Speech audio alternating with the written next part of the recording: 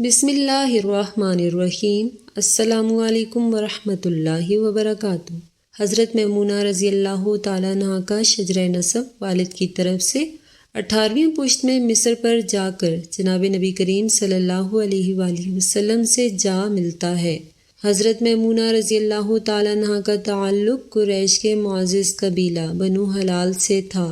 آپ رضی اللہ تعالیٰ عنہ کی ایک بہن ام الفضل لبابۃ الکبریٰ رضی اللہ تعالیٰ عنہ کا نکاح حضرت عباس بن عبد المطلب رضی اللہ تعالیٰ عنہ کے ساتھ ہوا۔ ان سے حضرت عبداللہ بن عباس رضی اللہ تعالیٰ عنہ پیدا ہوئے۔ دوسری بہن لبابۃ الصغریٰ کا نکاح ولید بن مغیرہ مخزومی کے ساتھ ہوا، جس سے مشہور صحابی حضرت خالد بن ولید رضی اللہ پیدا ہوئے۔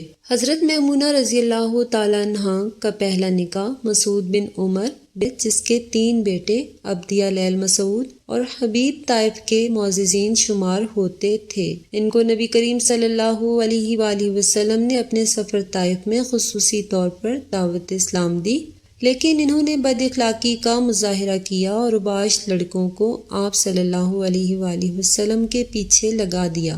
ماہ ذوالقعدہ 7 ہجری کو عمرۃ القضاء کے لیے آپ صلی اللہ علیہ وآلہ وسلم مکہ مکرمہ تشریف لے گئے، اسی لیے عمرۃ القضاء اس کو کہا جاتا ہے کہ اس سے پہلے ذوالقعدہ 6 ہجری میں آپ صلی اللہ علیہ وآلہ وسلم نے خواب دیکھا کہ میں مدینہ منورہ سے مکہ مکرمہ گیا ہوں، وہاں میں نے بیت اللہ کا طواف کیا۔ صحابہ کرام رضوان اللہ تعالی علیہ اجمعین سے اس خواب کا ذکر فرمایا تو صحابہ کرام رضی اللہ تعالیٰ عنہ نے بھی اس خواہش کا اظہار کیا کہ علیہ وسلم کی معیت میں شرف ہمراہی چاہتے ہیں۔ چنانچہ آپ صلی اللہ علیہ وآلہ وسلم نے صحابہ کرام کو ہمراہ لیا۔ جب آپ صلی اللہ علیہ وآلہ وسلم مقام حدیبیہ پہنچے، جو مکہ کے قریب ہے اور اس کا کچھ حصہ حدود حرم میں بھی داخل ہے، جب کفار نے مزاحمت کی، مختصراً یہ کہ چند کڑی شرائط کے ساتھ آپ کو واپس لوٹنا پڑا۔ ان میں ایک شرط یہ بھی تھی کہ آئندہ سال عمرہ کے لیے تشریف لائیں اور جتنے دن اہل مکہ چاہیں وہاں رہ سکتے ہیں، اسی لیے اسلحے کے بغیر آنا ہے، ہاں صرف تلواریں لانے کی اجازت ہوگی اور وہ بھی میان میں ہوں گی۔ چنانچہ آپ صلی اللہ علیہ وآلہ وسلم 7 ہجری کو تشریف لائے۔ آپ صلی اللہ علیہ وسلم صرف وہ صحابہ کرام تشریف لائے جو صلح حدیبیہ میں آپ صلی اللہ علیہ وآلہ وسلم کے ساتھ شریک تھے۔ آپ صلی اللہ علیہ وآلہ وسلم اور صحابہ کرام رضی اللہ تعالیٰ عنہ نے عمرہ ادا فرمایا۔ اسی دوران آپ صلی اللہ علیہ وآلہ وسلم عمرۃ القضاء کو ادا فرما چکے تھے اور مکہ مکرمہ میں ہی تشریف فرما تھے، تو حضرت عباس رضی اللہ تعالیٰ عنہ نے نبی کریم صلی اللہ علیہ وآلہ وسلم سے عرض کی، یا رسول اللہ، آپ حضرت میمونہ بنت حارث رضی اللہ تعالیٰ عنہ کو اپنے رشتہ ازدواج سے جوڑ لیں، کیونکہ حضرت میمونہ رضی اللہ تعالیٰ عنہ کی بہن لبابۃ الکبریٰ رضی اللہ تعالیٰ عنہ حضرت عباس رضی اللہ تعالیٰ عنہ کی اہلیہ تھیں۔ آپ رضی اللہ تعالیٰ عنہ خاندانی طور پر حضرت میمونہ رضی اللہ تعالیٰ عنہ کو اچھی طرح جانتے تھے۔ آپ رضی اللہ تعالیٰ عنہ کا اعلیٰ اخلاق اور کردار سے خوب واقف تھے، اس لیے نبی کریم صلی اللہ علیہ وآلہ وسلم سے گزارش کی کہ آپ ان سے نکاح فرما لیں۔ آپ صلی اللہ علیہ وآلہ وسلم نے قبول فرمایا۔ حضرت عباس رضی اللہ تعالیٰ عنہ نے 400 درہم سے آپ کا نکاح کر دیا۔ یہ رسول اللہ صلی اللہ علیہ وآلہ وسلم کا آخری اور 11واں نکاح تھا۔ صلح حدیبیہ کی شرائط میں ایک یہ بھی تھی کہ مسلمان صرف 3 دن مکہ مکرمہ میں رہیں گے۔ شرط کے مطابق مدت قیام بھی پوری ہو چکی تھی۔ سہیل بن عمر اور خطیب بن عبدالعزیز قریش کی جانب سے دربار رسالت میں آپ حاضر ہوئے اور کہا، شرط کے مطابق چونکہ مدت قیام ختم، اللہ علیہ وآلہ وسلم اپنے ساتھیوں کے ہمراہ مدینہ منورہ واپس تشریف لے جائیں۔ آپ صلی اللہ علیہ وآلہ وسلم نے ولیمے میں شرکت کے لیے انہیں کہا، لیکن انہوں نے بات ماننے سے اکثر انکار کر دیا۔ چنانچہ آپ صلی اللہ علیہ وآلہ وسلم نے صحابہ کرام رضی اللہ تعالیٰ عنہ کو روانگی کا حکم دیا اور خود بھی مکہ سے چل پڑے۔ اسی دوران آپ صلی اللہ علیہ وآلہ وسلم نے اپنے آزاد کردہ غلام حضرت ابو رافع رضی اللہ تعالیٰ عنہ کو حکم دیا کہ وہ حضرت میمونہ رضی اللہ تعالیٰ عنہ کو مکے سے ہمارے قافلے تک پہنچائیں، جہاں ابو رافع رضی اللہ تعالیٰ عنہ مکے سے مقام صرف پر خیر و عافیت لے آئے۔ آپ صلی اللہ علیہ وآلہ وسلم نے 400 درہم حق مہر ادا کیا۔ اسی نکاح کے فوراً بعد منافقین مکہ نے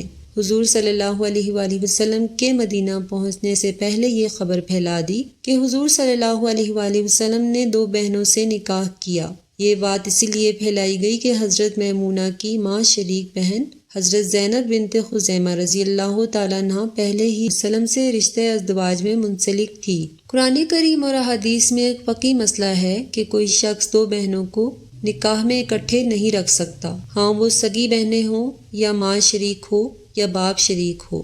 ناظرین، اس مسئلے کا جواب یہ ہے کہ اسلامی شریعت میں بیک وقت 2 بہنوں کو نکاح میں ایک ساتھ جمع نہیں کیا جا سکتا۔ ہاں اگر ان بہنوں میں سے ایک نکاح میں ہے، خواہ اس کی وجہ طلاق ہو یا عورت کا فوت ہونا، تو دوسری بہن سے نکاح کیا جا سکتا ہے۔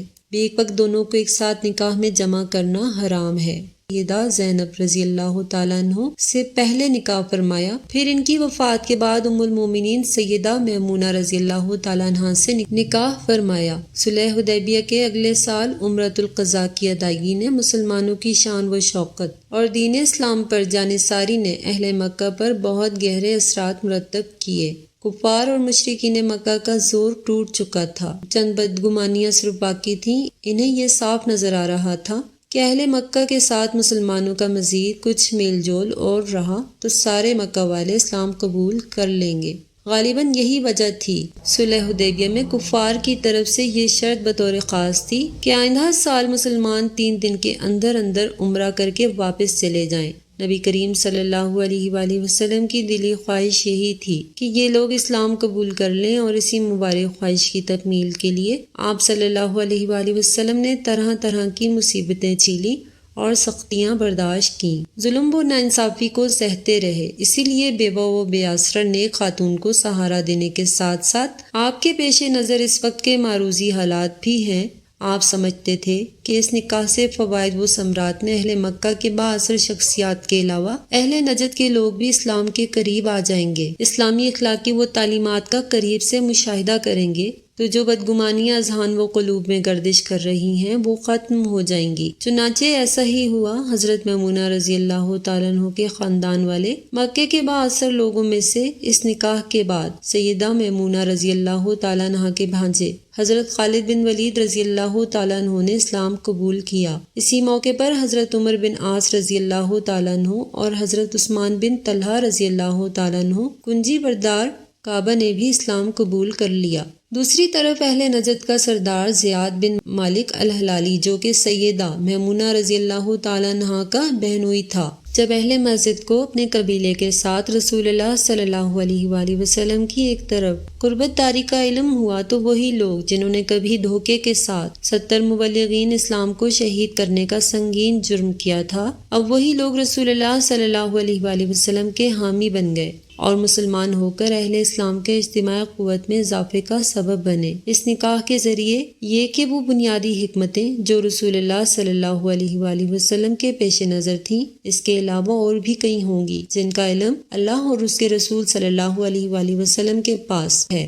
آپ رضی اللہ تعالیٰ عنہ نے دین کی تعلیم پہنچانے میں بہت بڑا کام کیا۔ گھریلو مسائل اور خانگی امور میں رسول اللہ صلی اللہ علیہ وآلہ وسلم کی تعلیمات کو روشن کرایا۔ بالخصوص خواتین سے متعلق اکثر طہارت و پاکیزگی کے مسائل احادیث مبارکہ میں آپ ایک مرتبہ سیدہ میمونہ رضی اللہ تعالیٰ عنہ کے بھانجے حضرت عبداللہ بن عباس رضی اللہ تعالیٰ عنہ اس حالت میں تشریف لائے کہ آپ کے بال بکھرے ہوئے تھے۔ ام المومنین سیدہ میمونہ رضی اللہ تعالیٰ عنہ نے اس کی وجہ پوچھی تو فرمانے لگے، مجھے ام عمار کنگھی کرتی ہے، لیکن یہ دن ان کی ماہواری کے چل رہے ہیں، اسی لیے انہوں نے کنگھی نہیں کی۔ آپ رضی اللہ تعالیٰ عنہ نے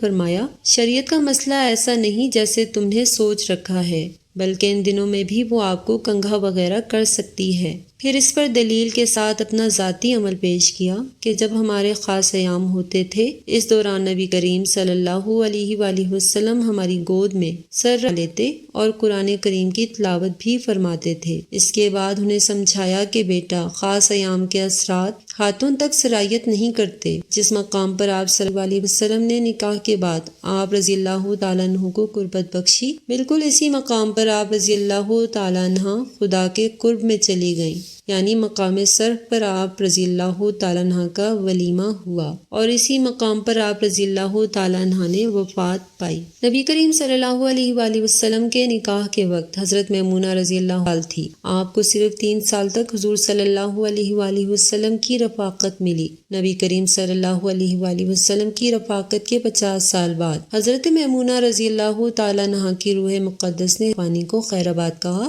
دعا ہے اللہ پاک ان کے کروڑوں درجات بلند فرمائے اور ان کے مقام و مرتبے کی فضیلت سے ہماری ماؤں اور بہنوں بیٹیوں کو بھی ان کے نقش قدم پر چلنے کی توفیق عطا فرمائے، آمین ثم آمین۔ ناظرین، امید کرتے ہیں آپ کو ہماری آج کی ویڈیو ضرور پسند آئی ہوگی۔ اپنی پسندیدگی کے اظہار کے لیے ویڈیو کو لائک کریں اور اپنے دوستوں کے ساتھ شیئر ضرور کریں۔ ملتے ہیں نیکسٹ ویڈیو میں، اجازت دیجیے، اللہ حافظ۔